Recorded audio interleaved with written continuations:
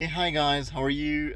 This is your host Yusuf Said, and in this video, I'm going to explain to you the reasons because of which scholarship applications get rejected.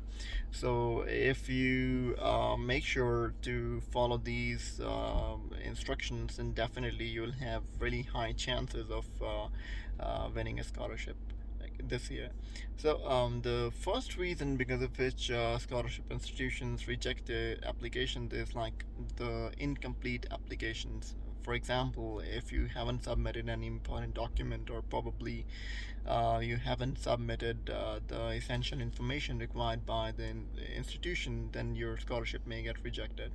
So the second reason is most of the scholarship awarding countries and institutions, they have this restriction that if you have won any international scholarship funding in last 12 months, then you won't be eligible to win a scholarship, a new scholarship. So if I talk about these scholarships that have this criteria, it's like the German scholarship, Saudi scholarships, that is like KAIST, and then we have another one which is like Australia Award scholarships.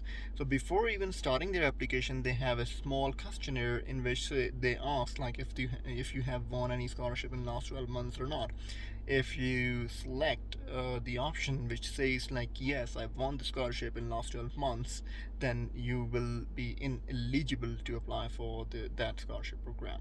So moving on to the next one, is like most of the candidates, they don't provide right reasoning for filing their scholarship application for a specific degree program, and this is the biggest mistake. They just take it easy to make these documents such as like motivation letter, intent letter, or study plan, like a statement of purpose. So these three documents are really essential, because the scholarship committee, they actually review these documents very precisely. So you have to make sure that your statement of purpose, your intent letter, or motivation letter, whichever is required by the committee, must be written impressively. And I have included the link in the description of this video that will take you to the articles that will guide you to write these three documents for scholarship applications specifically. So moving on to the next reason, the biggest mistake uh, the scholarship candidates commit is like they really take it easy to write down their study plans and research proposals.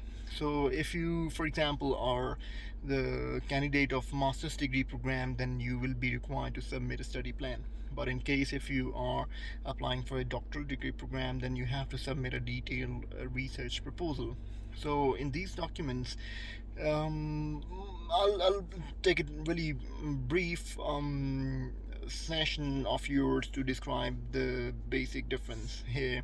But if you need more information on these two topics, then you can click on the research proposal or study plan links in the description of this video.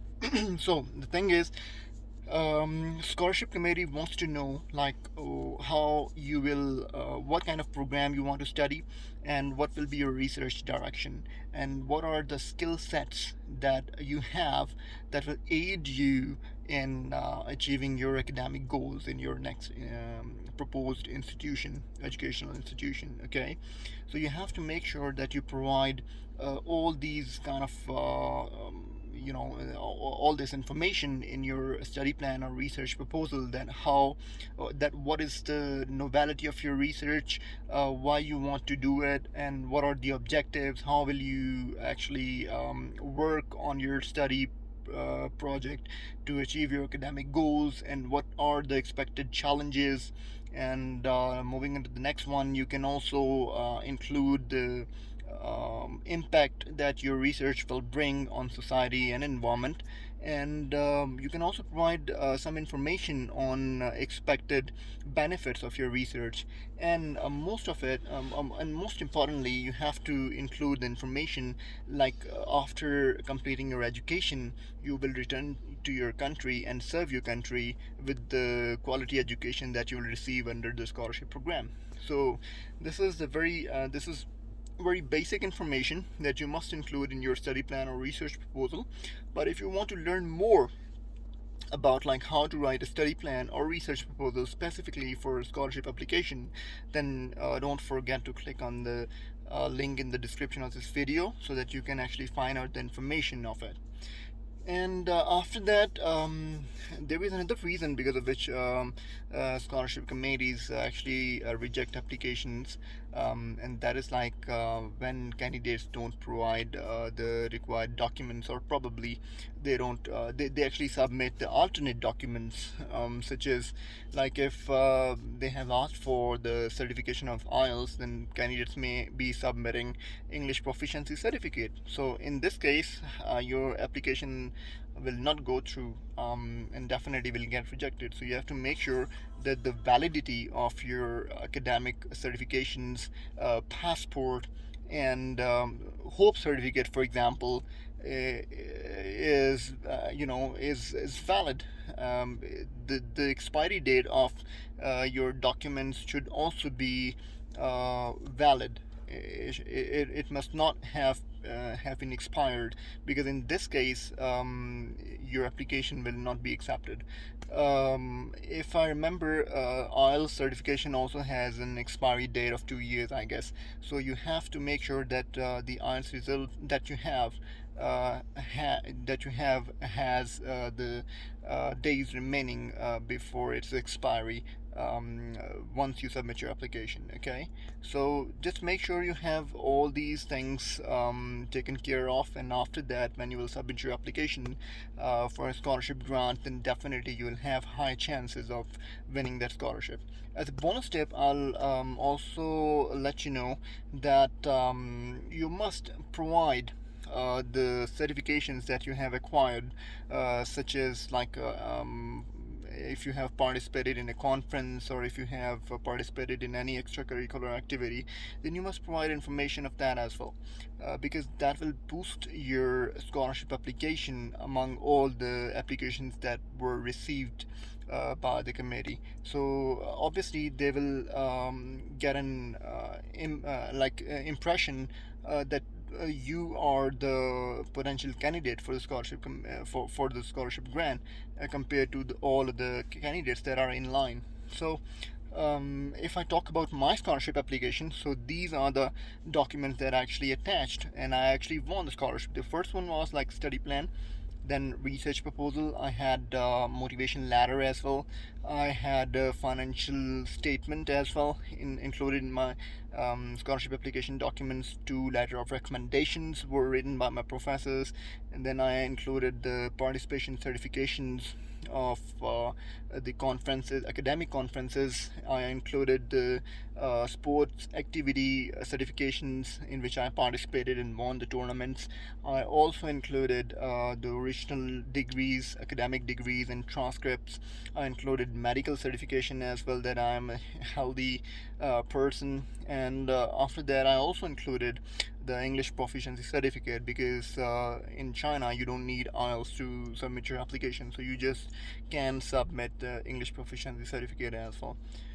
So these were the documents that I actually submitted with my application for scholarship, and I won it. So just make sure that all of your documents, such as like study plan, research proposal, motivation letter, statement of purpose, intent letter, are written impressively and specifically for your scholarship application.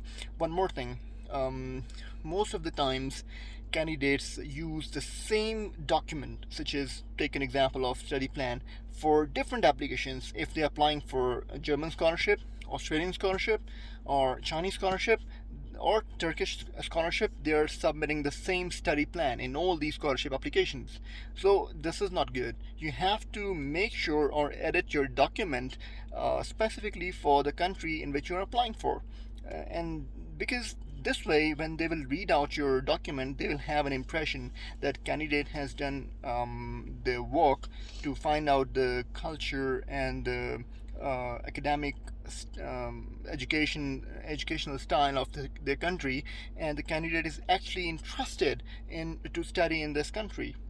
But if you are submitting the same document, then they will just consider it as a general document, and they will probably not consider your application. So you have to make sure that your document is specifically written for the institute and for the country where you're applying for.